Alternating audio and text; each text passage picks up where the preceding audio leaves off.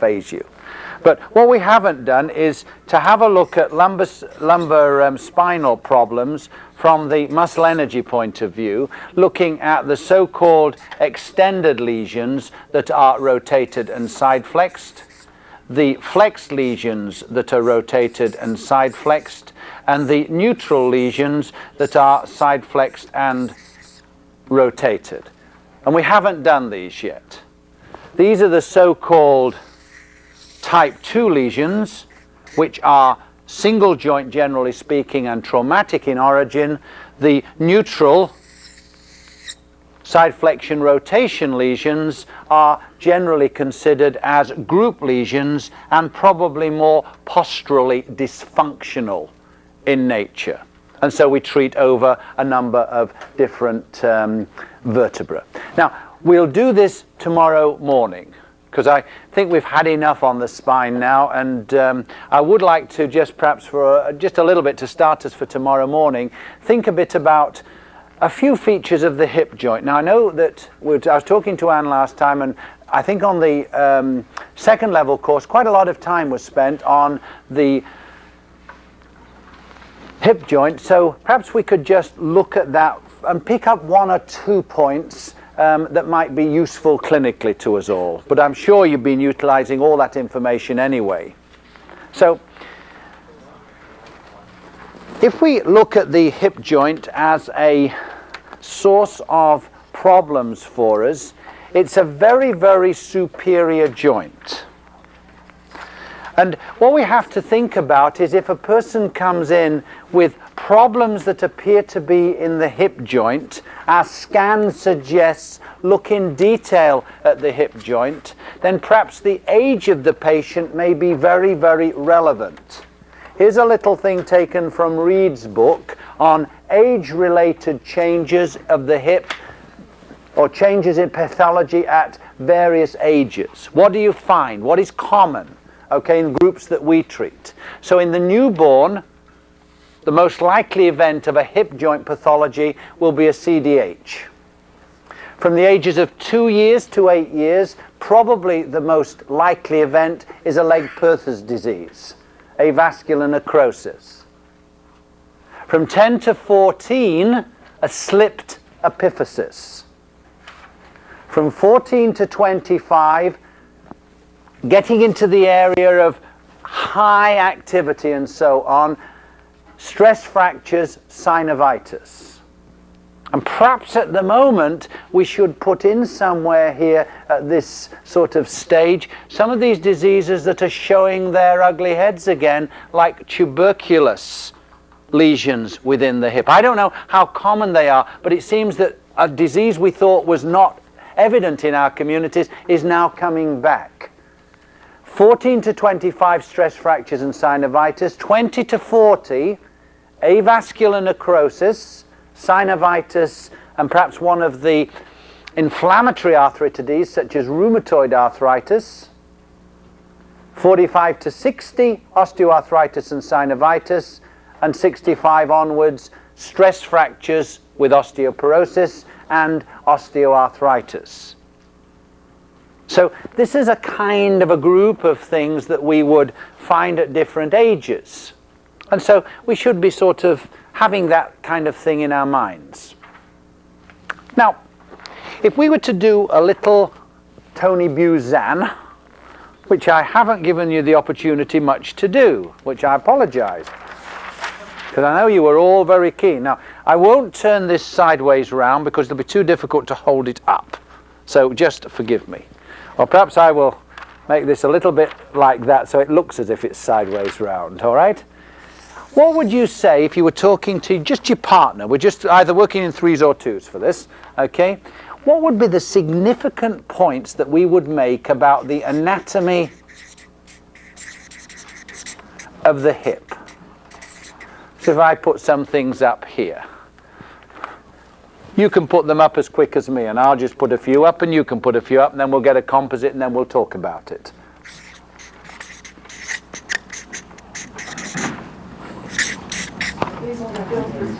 So you're going to do this, and you're not going to look at my thing here. Okay? This is not for you to look at. the relationship between stability and mobility in the hip joint?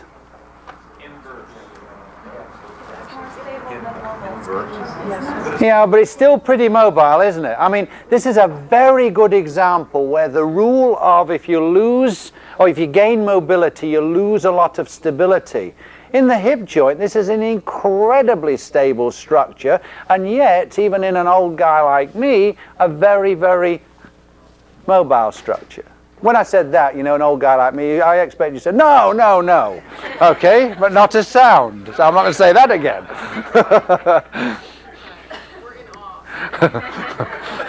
But this is. Now, how is that achieved, do you think? What is the great feature in the hip that allows us to have that incredible mobility against a huge amount of stability, which is certainly not the case in the shoulder?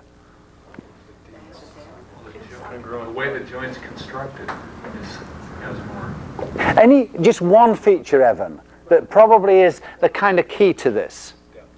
The mobility. Yeah. The mobility. Yeah. Talk about The distance of the femur, the neck of the femur.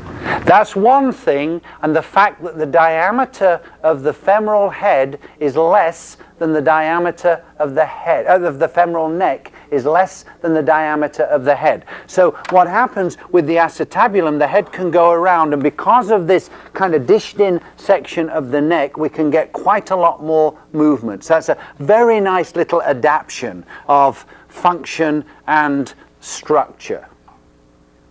Okay, what do we know about the ligaments of the hip joint in terms of when we kind of start thinking about lesions? I mean, would you think that it's worth us spending very much time on talking about instability of hip joint ligaments and testing out all sorts of things? It would seem to me to be so much an exercise in anatomy rather than in what you actually find that it's probably not worth us spending much time on even considering it. Because how many times do we find unstable hip joints? Have you ever seen one? I know that Dave Reed was telling me, or telling one of the examinees, and I kind of quite like listening there, you know, because he kind of gives little lectures as well as he's going, so it's kind of quite a nice experience for everybody. And he's sort of talking about the amount of atmospheric pressure or internal suction within the hip joint and how strong this is, that sometimes you've got to break this and break through the synovium to actually dislocate the hip at all. It's enormously strong. That's why dislocations of the hip are so damaging, because there've got to be such enormous forces to actually produce this. But what do we know about the three ligaments of the hip joint? Which movement do they all resist?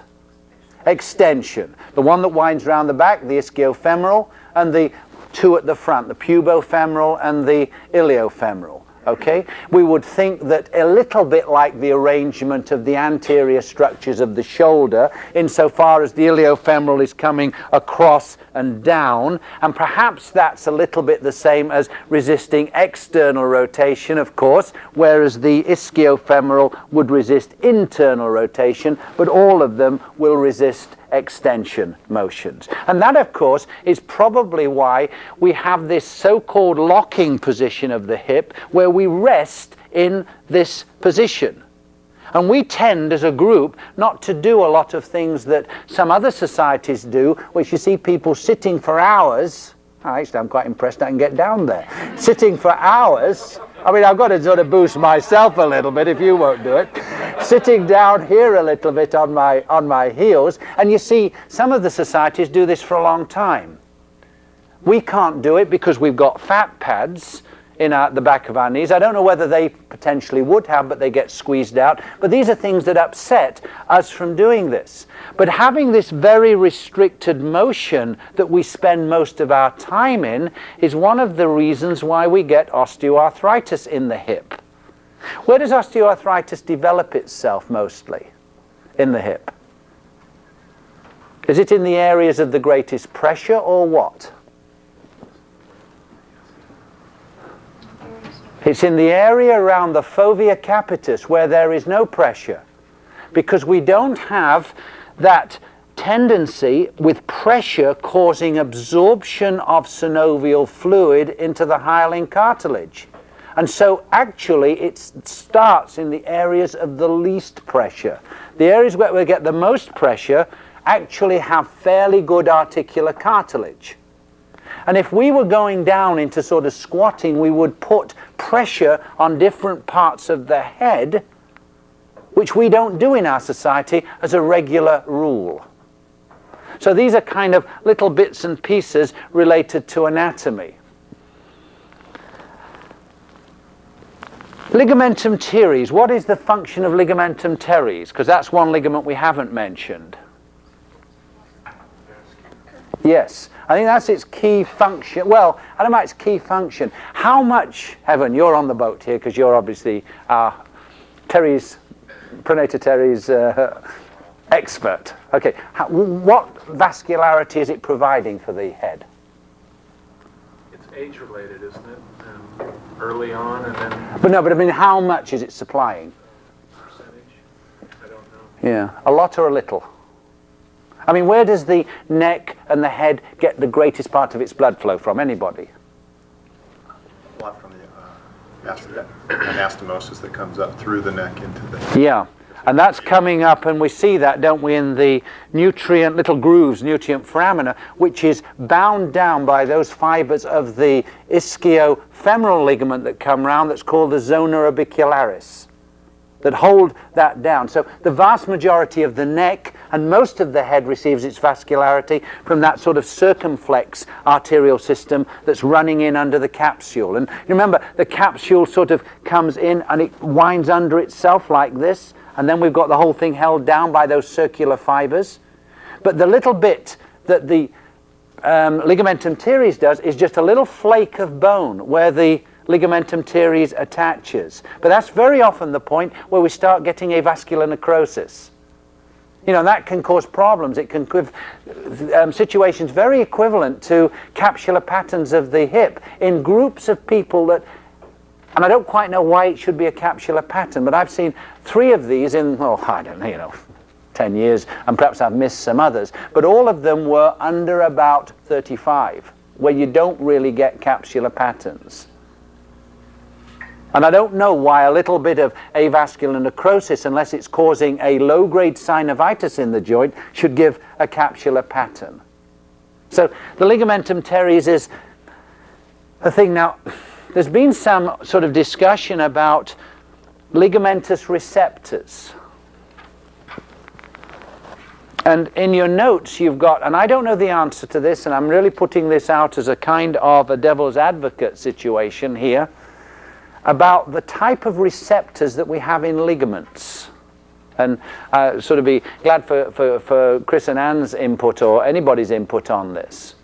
When we're talking about the kind, in the basic, most basic system of receptors, we've got the sort of 4 types.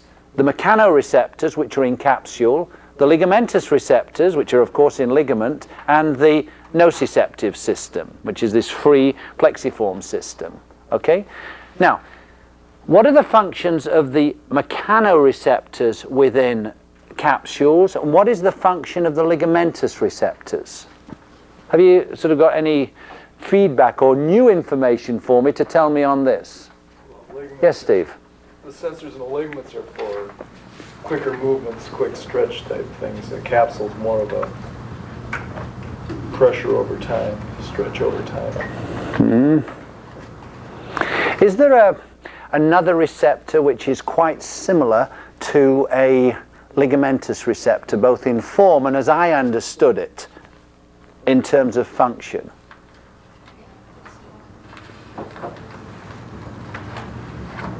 In a structure that's very similar to ligament in actual fact. Yeah, the Golgi tendon organs. And what's the function of a Golgi tendon organ? Quick load on the tendon. They inhibit the muscle. Yeah, they inhibit the muscle. And this is sort of thought to be the effect of ligamentous receptors. They are not proprioceptors at all, in the sense that they give rise to ongoing knowledge of what is going on at any given time. Where we get that from are the mechanoreceptors, which are in capsule, and the neuromuscular spindles. But I think it was, who was it telling me? Was it, I think it was you, Kent, yesterday that was saying that they now know about 200 or 300, or was it 2,000 or 3,000?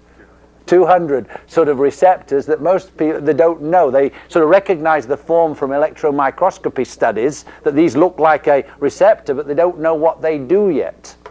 Oh, there's a whole field out there for you to be stimulating in your lifetime, and for the rest of us to kind of look and regret that it wasn't there when we were. I mean, they were there, but we didn't know what to do with them. So mechanoreceptors, and we kind of finish on this because I can see you looking a little bit phased here. Okay, mechanoreceptors, we have them in the capsule. Okay, the type 1s are continuously active, aren't they? And their activity goes up. Whereas the type 2s are in the deep part of the capsule and in the fat pads, and these are intermittently active at the start and the cessation of movement. Barry Wyke, who was an excellent lecturer, but rather an aggressive kind of man, in the sense if you asked him a question, he'd annihilate you, you know. So nobody asked him any questions. I remember once going to his place at Lincoln Inn Fields. He was at the Royal College of Surgeons, so I made an appointment to go and see him. So as I went into his office, and I said I wanted to ask him some questions about referred pain. So he said, could you define what you mean by referred pain? So I said, well, pain that is felt away from the site of origin. And he nearly went crazy. I mean, he's jumping up and down on the other side of the thing. I should have had your shirt on. Say, look, don't sweat the little things. Because to him, referred pain only came from visceral structures. So I say, what would you call the other kind of pain? And he said, well, radiating pain. And I said, well, radiating pain for us means a totally different thing. It's got a different character and everything. And then he started to go crazy again. So I kind of realized that I'd better let him do the talking and I wouldn't do any asking of questions at all. But one of the things he used to do was he used to sing the song of the mechanoreceptors. And the song went something like this. You've got the mechanoreceptors, the type 1's constantly active. So it goes like this. And as you move, it goes and back to the basic resting level. Okay? They're also responsive to things like altered pressure within the joints and all this kind of stuff. Barometric pressures, things like this, cause raises in the threshold of these, or raises in the impulse rate of these receptors. Whereas the song of the type 2s used to go just starting at the end, more a reflexogenic type of thing than the constant knowledge that we get from joints. But this business of ligamentous receptors I've always got a real problem with. You know, I don't know if there is any new stuff out there as to whether there are any real ligamentous receptors that fire off muscle action. They tend to inhibit muscle action, which seems to be an odd thing. You'd think that if we're being stressed to stress the ligament, perhaps the muscle should be doing some work and, you know, helping out at the very least. But it seems that's not the case, and they're very much similar. Very high threshold, long-lasting when they act in terms of their activity.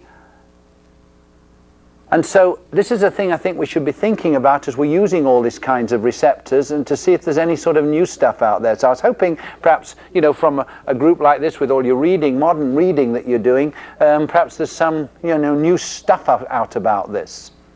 Because I'll close on this, you know, we often think, don't we, when we start looking at instabilities in the craniovertebral area, that a lot of this feeling of uncertainty that patients have is because of what's happened to the alar ligaments. You get this impression that they're not getting the right information.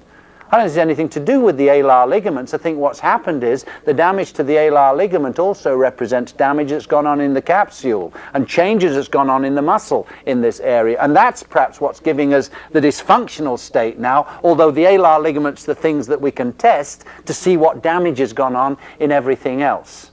So this ligamentous receptor business, I think we've got to think again about, capsular structures and neuromuscular spindles as being the regular source of information. And, you know, in the hip joint, we tend to think of the more proximal the joints, the more likely they are to have a greater preponderance of type 1s, where the more distal the joints, the greater preponderance of type 2s, where we're looking at reflex changes as opposed to constant knowledge about what's going on with this whole area. But as I say, the type 1s, because they're in the area to test the most movement, are usually placed in the most superficial part of the capsule, whereas there's the greatest amount of change. And the type 2s are in the deep parts of the capsule or in the fat pads. Okay, we'll finish on that point. We'll start on this in the morning. Now then, are we going to start early in the morning? Because we've got this meeting at night. Can we start at 8? And finish at 15:15? Drinking your coffee and stuff. Let's just start by asking you this question. We're going to start with the hip, which is where we finished yesterday. And the hip is a very, very useful area if we look at the hip and the buttock to think about pain patterns and so on. I know that we don't treat pain, but pain is often an indicator of the severity of a problem, of course.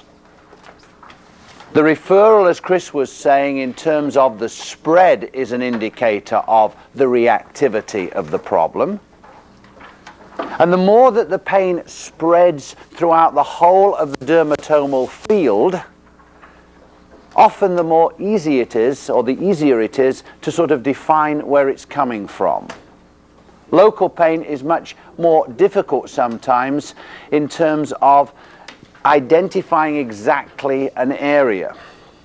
So what I'd like to do is to ask you for a moment to look at the innervation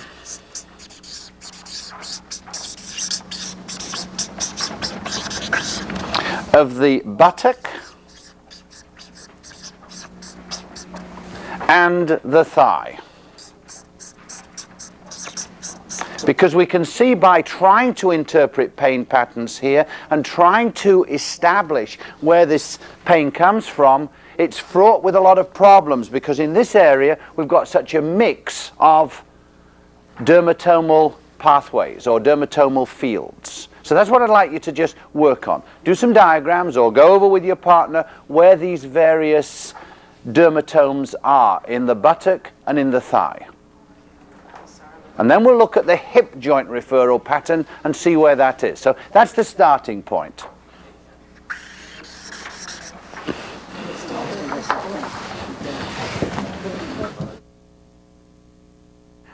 You know, ask one or two questions. First of all, if we look in this area here, then we've got a lot of innervation from the very high lumbar spine. So we're sort of coming into this area here and the lateral supratrochanteric area here, and then coming down the back into the trochanteric area, which is derived, as we can see, from 1 and from 2, with of course an overlap with 3. As we know, succeeding dermatomes tend to really quite overlap. Now then, when we come into the further part of the buttock here, which is very important to us, of course, we've got the S2, haven't we, which tends to come up the back of the leg and into the buttock just here. And then if we go centrally, as is described on Reed's diagram here, into the perineal area, then we've got S3 and S4. So we've got a big mix of dermatomes here. Looking at the high lumbar in this area and that area. Going into the posterior buttock, we've got S2 coming up into the back here. And also then we've got the perineal area with S3 and S4. Now then, let's go round to the anterior groin for a second and have a look at what's happening here. And I think this one is one that we could perhaps wonder a little bit about. Possibly we could think in terms of pain referrals round to the front here, certainly coming from the sacroiliac joint, but I'm not sure that we can say that it's coming from the sacroiliac joint innervation. It may be coming from the iliacus innervation at the front here. So I think this one is a little questionable from his diagram. Now let's have a look at a more usual pathway of this.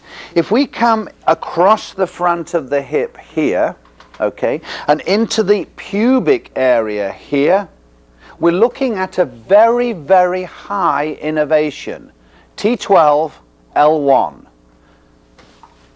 L1, L2, because we've got the genitofemoral branch of the femoral plexus, or of the lumbar plexus, and coming a little bit more medially, we've got the ilioinguinal branch of this. So for example, in the male, testicular pain, if it's not coming from a direct cause, can actually come from T12, L1. And it's always worth looking at that when a patient has had all sorts of negative findings but is having testicular pain. Here's a perfect example. I was talking to, I think it was a school board superintendent the other day. I hadn't seen him for a number of years, and he came in and he said, "Do you remember the last time I came in?" He said, "I'd got this pain in my testicles." And he said, all the doctors said, you know, you'll just have to live with it because we can't find it. And he said, I'd said, can I come and see you? And his GP, who's very knowledgeable actually on manual therapy, said, well, of course you can if you want to see him, but it's going to be useless because it's not coming, you know, he can't influence that area. And he said, you know, you saw me 3 or 4 times and it just disappeared. And I look back in my notes, I'd never written to the doctor about this because you tend to write when things go wrong, not when things go right. So here's sort of quite an interesting thing where you could have said something, you could have established that this is a problem, but because of busyness of time and so forth, and it was nothing particularly special to me, I mean I was glad that it went, but you see these not frequently, but you see them not rarely as well. It had not seemed special, but it would, that's what the education is, and I think we're a little bit remiss in saying what our good points are. So if we come across the front then, we've got a very, very high innervation.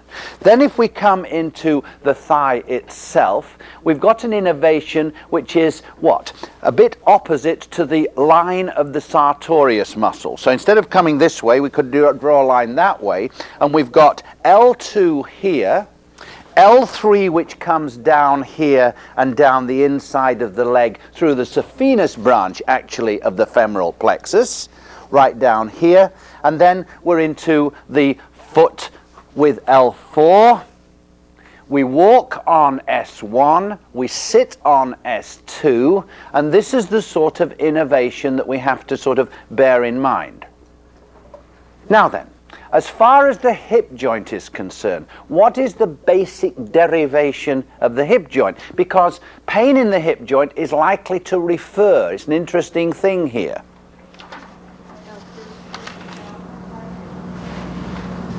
Where is the hip joint innervated from, essentially?